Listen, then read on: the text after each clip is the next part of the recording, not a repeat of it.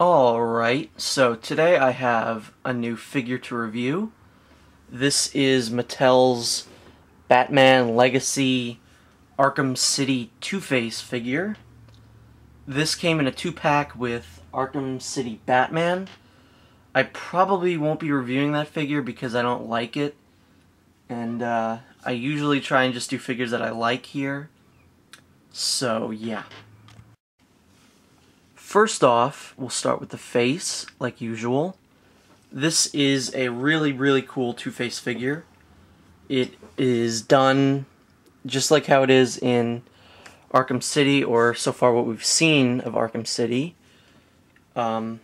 Which means his head is scarred in a way that resembles the Dark Knight, or even the Long Halloween. Which is really cool because The Long Halloween is probably my favorite Batman story.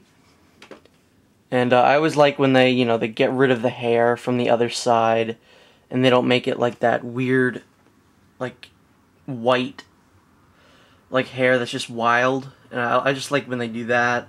When they make him look as gruesome as possible. You can see here his mouth has that little thing hanging down. You can see his teeth. His teeth are surprisingly white, though. They're not, like, yellow or anything. I've seen some versions of Two-Face where that's what he looks like. And now for the other side, it's just... I wouldn't say generic. It's just, it's Harvey Dent, whatever.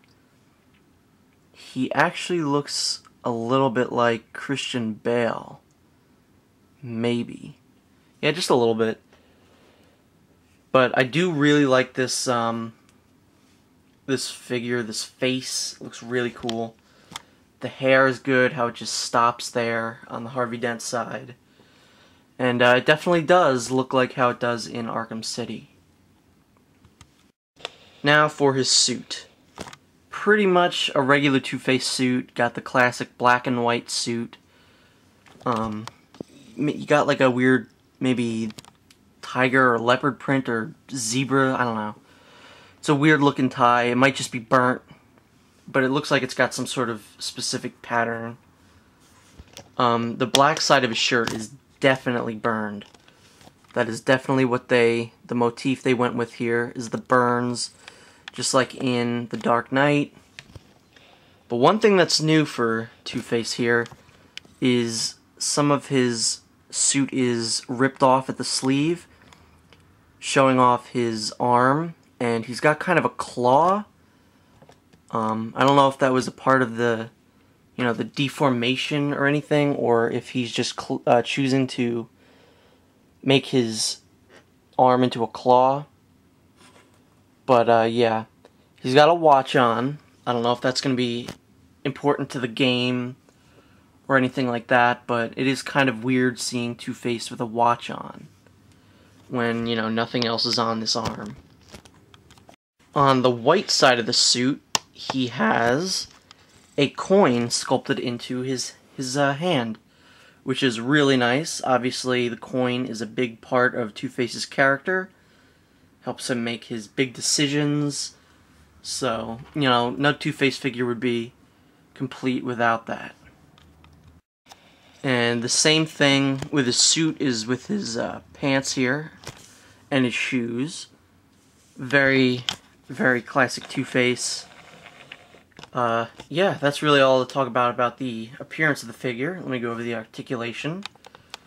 The head can move all the way around. I don't know why that's unfocused.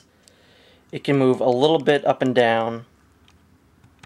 His arms can move all the way up, like this. They can both bend at the elbow. However, this one does not want to. And I'm not going to force it because I do not want it to break. So yeah, they both can do that. But the other one doesn't want to. They can also swivel here. This one does the same thing. Swivel. This arm seems to be very tight. I don't know. A lot of the articulation doesn't necessarily work for it, like the elbow. This works, but it's very forced. And his hand wants to move, but it just doesn't. His legs can move up, but barely. That's as far up as they go. It bends there. Again, swivel there.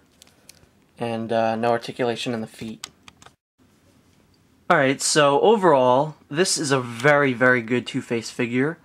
Two-Face happens to be my favorite Batman villain, and I was very happy with his inclusion in Arkham City, and this is a very, very good figure based on his appearance in that game.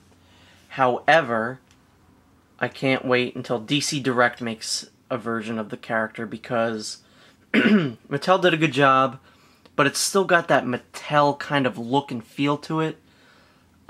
Just something about it just always looks wrong, and I'm not that big a fan of, I guess, the plastic they use. It just always looks very, I don't know, weird. And it always has that same feel too. But I know DC Direct will probably be able to make a superior sculpt. And yeah. Until then, however, this figure does look good with the other Arkham Asylum figures. So, yeah. Very nice figure. I would definitely recommend you pick him up. Maybe if you can find him loose, like on Amazon or eBay or something like that, I would definitely recommend picking him up and not the Arkham City Batman. Because, I don't know, I'm not that big a fan of the Batman figure. So, anyway, thanks for watching, and I'll see you in the next review.